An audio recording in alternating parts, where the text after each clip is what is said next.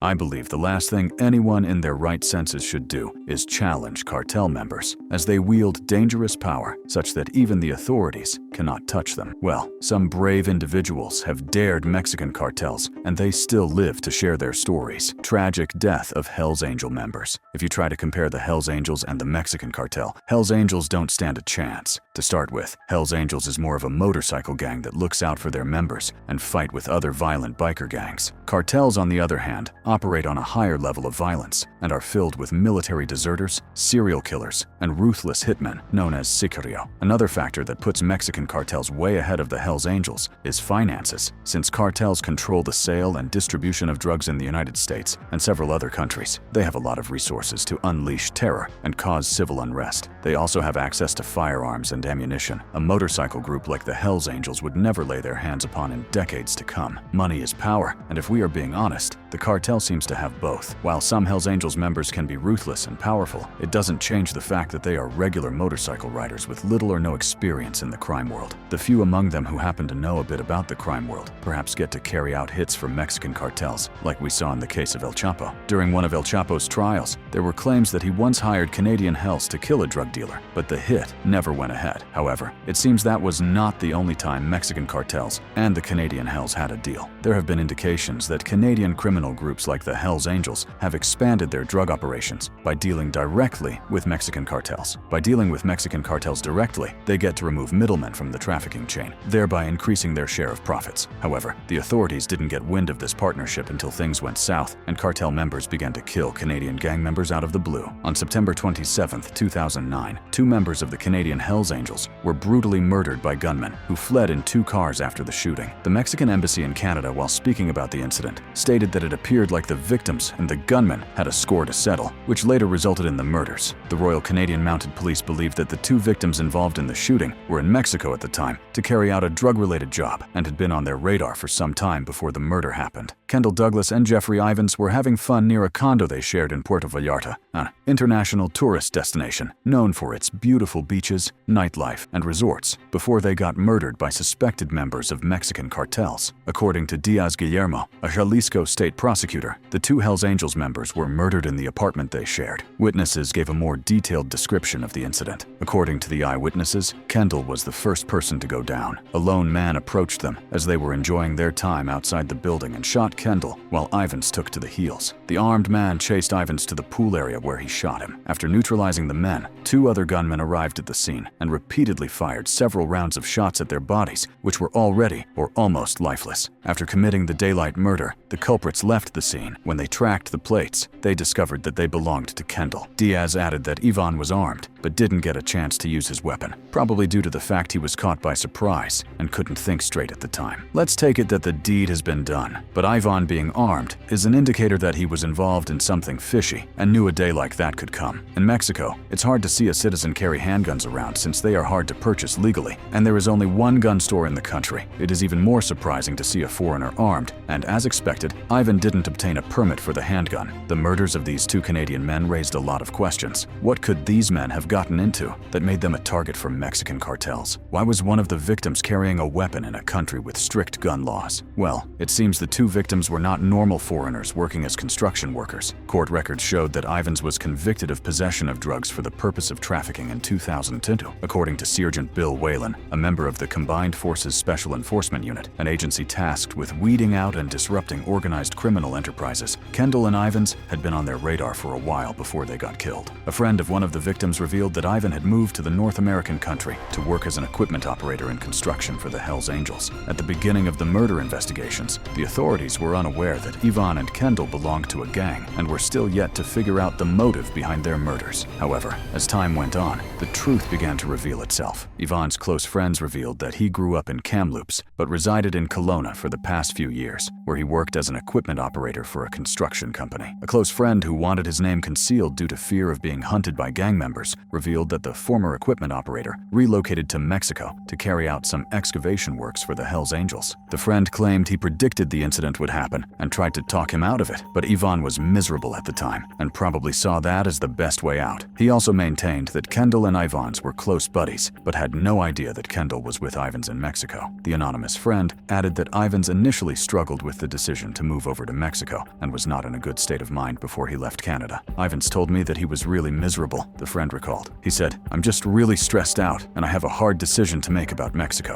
I don't know if I should go." And right away I said, "Dude, don't do it. It's going to end badly." One thing you should pick from Ivan's friend's testimony is the possibility that Ivan and Kendall both functioned as lower-level intermediaries. Since Canadian gangs want to cut off middlemen and earn a higher profit from the drug trade, they need someone on the ground to help them run their business in Mexico. According to Inside Crime, Hell's Angels send low-level operatives like Ivan and Kendall, or people who had fallen out of favor, to help coordinate business in Mexico. Since his friend said Ivan's knew about the danger ahead but still relocated, there's a possibility that he didn't have a choice. I think Ivan and Kendall could be one of the people who had fallen out of favor or owed the gang money. This would probably explain why he went on the journey, knowing he could get targeted by Mexican gangs, who would kill him to send a message to the senior Hell's Angels members. Low-level operatives like Ivan's and Kendall tend to get the job done, as they can easily blend in as a foreigner, while they run point from there. The senior members of the Hell's Angels do not have this luxury. They can't enter the country without raising suspicions or end up being hunted by the Mexican authorities. Their presence may even jeopardize the mission. They oversee operations in Canada, but have boots on the ground in Mexico, ensuring the smooth flow of the business. This strategy has helped Canadian violent gangs and Mexican cartels carry out transactions successfully. Another sign that Canadian violent gangs had struck a deal with Mexican cartels is the fact that Canada is now playing a bigger role in helping cocaine reach Europe and Australia. Canada is the second biggest source of cocaine for Australia, right after Chile, which is the main stop for cocaine on its way to Australia. Canada has gone up 3 spots on the list since 2010, which means it's become more important in this illegal activity. There are also reports that Canadian drug traffickers have made Australia their go-to place to sell drugs because of the exorbitant prices they get to sell those substances. For example, a kilo of cocaine can be sold for up to 5 times the amount it is sold in Canada. This has increased the presence of Canadian drug traffickers in the world's 6th largest country. I feel that Canadian gangs are making a lot of money from the drug business. Imagine buying at a cheap price, since they are dealing directly with a Mexican supplier and selling for 5 times the price. This probably explains why the police traced a Ford F-350 Super Duty pickup truck, a Hummer, and a Mercedes-Benz registered to Ivan and Kendall. It means even though Ivan and Kendall were low operatives, they probably had a significant amount of money entering their accounts, since they ran the business in Mexico for the Hells Angels. However, the Canadian Hells Angels denied claims that Ivan and Kendall were members of their group, and this doesn't come as a surprise. It is common for gangs to deny their members when issues like this happen. A spokesman for the Hells Angels told the Star newspapers that he had never heard those names. If you think the worst Mexican cartels do to their victim is kill them, well, you are wrong. What they did to Ivan and Kendall is one of the least things they do to people who sell them out. In fact, some people have been subjected to more excruciating deaths for lesser crimes. Mexican cartel members are ruthless and can go to any length just to pass a simple message. And one strategy that has worked for them over the years is instilling fear in the hearts of people. This way, they've been able to conquer territory and expand their operations. The murderers of Ivans and Kendall are yet to be identified, let alone apprehended, and no Mexican cartel has taken responsibility for the murder of the 2 Canadian men. Hells Angels and drug trafficking. The Hells Angels have a strong presence in Canada, a country that shares about 13 borders with the United States, making Canada a perfect location that connects to various drug trafficking routes. Since 13 states in the United States share a border with Canada, drug suppliers can use Canada as their point of entry or even as their final stop. Another factor that could have made the Canadian border a crucial spot to smuggle drugs into the U.S. is the fact that the security may not be as tight as it is on the U.S.-Mexico border. The U.S. to Mexico border has a long history of drug trafficking. As a result, heavy regulations and security have been put in place to crack down on drug trafficking through that route. The Canada to U.S. border may not necessarily have strong border security. Moreover, fewer resources would be dedicated to those borders, since they have fewer cases of drug trafficking. Unlike the U.S. to Mexico border, drug traffickers have made Ontario one of the main hotspots for drug trafficking in Canada, all thanks to the province's proximity to the U.S. borders and sophisticated transportation infrastructure. The most populous province is known for its sophisticated transportation infrastructure, which includes highways, railways, and ports, giving smugglers a variety of options to consider when moving drugs around and outside the country. Over the years, the Hells Angels have teamed up with Mexican cartels, like the Sinaloa Cartel, to smuggle drugs into Canada and even smuggle them into the US. As a result of their criminal activities, the gang is considered by many law enforcement agencies and intelligence agencies throughout the world as a criminal gang and not the motorcycle gang they claim to be. Moreover, members belonging to the motorcycle club have often been involved in violent crimes like murder, assault, and robbery. However, the Hells Angels have maintained that they are a group of law-abiding citizens who enjoy riding motorcycles and formed a club to protect their members. They have enough proof to back up these claims, as the organization is known for promoting motorcycle safety and racing. They have also supported education programs both in Canada and outside of Canada, not to mention that many of their chapters across the country occasionally get involved in charitable work and community events. While some believe the motive behind these acts of goodwill, especially to their community, is to cover their tracks and make the club look clean, we can't rule out the fact that not all members are involved in criminal activities. Moreover, membership in the club doesn't necessarily mean you will be involved in criminal activities. It only increases the chances of being mixed with such activities. However, regardless of how hard they claim to be a crime-free organization, a number of their members across the globe have been charged with crimes and eventually convicted at the end of the day. In 2002, the Bureau of Alcohol, Tobacco, Firearms, and Explosives, known as ATF, launched an undercover operation they called Operation Black Biscuit. The goal of the secret operation was to infiltrate the Hells Angels chapter, based in Phoenix. The Hells chapter was headed by Ralph "Sonny" Barger, the president of the Hells Angels Motorcycle Club, who claimed that the organization was just a bunch of fun-loving guys who just ride motorcycles and nothing more. The undercover operation went active after the country had just witnessed a riot between the Hells Angels and the Mongols Outlaw, a rival motorcycle gang. The ATF sent J. Anthony "Jaybird" Dobbins, a special agent, to infiltrate the Hells Angels Motorcycle Club based in Arizona. Dobbins disguised as a gunrunner who worked for the Solo Angels Motorcycle Club and wanted to join the infamous Hells Angels. As expected, that wasn't enough to establish his credibility and earn him a spot in the gang. To sell his cover and earn a full membership of the club, Dobbins staged the fake murder of a Mongol gang member, the Canadian Motorcycle Club's rival gang. To sell his story and convince the leadership of the Hell Angels, an agent posed as the Mongol rider and was covered in bloodstains and brains, then snapped and recorded lying lifeless in a shallow grave. To provide evidence and further persuade Sonny and other members of his faction, the agent sent blood-stained Mongols cut leather biker vests with club patches to them. He also added several pictures and images of the staged killing. The motorcycle club was impressed when they received the fake evidence he sent and immediately initiated Dobbins as a member of the Hells Angels. Dobbins gathered useful intel and evidence during the 21-month infiltration of the Hells Angels, most of which came in handy in arresting 16 high-ranking members of the Hells Angels. The high-ranking members were convicted of various charges, including murder, murder for hire, and violations of federal racketeer-influenced and corrupt organization, RICO laws, and drug trafficking. It is no surprise that the Hells Angels even had a connection with Jimmy Cornoyer's billion-dollar transnational marijuana empire. The drug empire reportedly had ties with the Sinaloa Cartel, the Italian Mafia, and the Hells Angels. If the group were a club of motorcycle riders as they claim, what business would they have with a transnational drug trafficker? Jimmy Cornoyer was the face behind a huge drug trafficking network that operated across several countries and made billions of dollars. The drug baron answered a number of names, including Pot Playboy and the King of Pot. The King of Pot was more than a name. You can say Cornoyer lived up to that name. This is because Cornoyer is believed to have smuggled an estimated 109 tons of marijuana into the United States alone. The King of Pot was a native of Canada who, after years of struggle, became the main cocaine and marijuana supplier to New York and the east coast of the country till he was apprehended. He belonged to a network of criminals that smuggled Canadian ecstasy and marijuana into New York. They then used the proceeds to buy cocaine from Mexico's Sinaloa Cartel, which would be trafficked to Canada. This is where the Hells Angels come in. Once the cocaine is trafficked into Canada, the Hells Angels motorcycle gang transports them across Canada in tractor-trailers and trucks. Cornoyer also reportedly worked with New York's Bonanno crime family, an Italian-American crime family that dominated organized crime activities in the city of New York. Since Cornoyer was a major supplier in New York, teaming up with the Bonanno crime family was a wise decision and may have contributed to the growth of his business in the region. He also worked with Montreal's Rizzuto Club. The King of Pot was also reported to have set aside about $2 million as execution funds to buy people who may want to reveal secrets about his illegal activities. It is chilling to know that Cornoyer's criminal enterprise got him working together with different kinds of connections, including the Hells Angels, Mexican money money launderers, Native American smugglers, and crime families like the Bonanno crime family and the Rizzuto crime family. Cournoyer went into the world of crime as early as the age of 21. The authorities had caught him with a few marijuana plants in his house in Laval, Quebec, as far back as 1998. While growing up and making a name for himself in the crime world, Cournoyer had found himself on the wrong side of the law and had been to prison several times. However, these didn't hold him back from achieving his goal of becoming a successful drug baron. Cournoyer was clever and managed to build an international drug empire that made billions of dollars. You can say that Cournoyer going into the trafficking world early helped him build a successful drug empire. By the time Cournoyer clocked 30, he was already overseeing a network that smuggled about 450 kilograms of marijuana into the city of New York every week. Cournoyer somehow managed to control both the port authorities and customs checkpoints, moving goods in and outside the country without much hassle. As for the port authorities, Cournoyer bribed corrupt officials who ensured the safe passage of his goods. Like I said earlier, he had set aside $2 million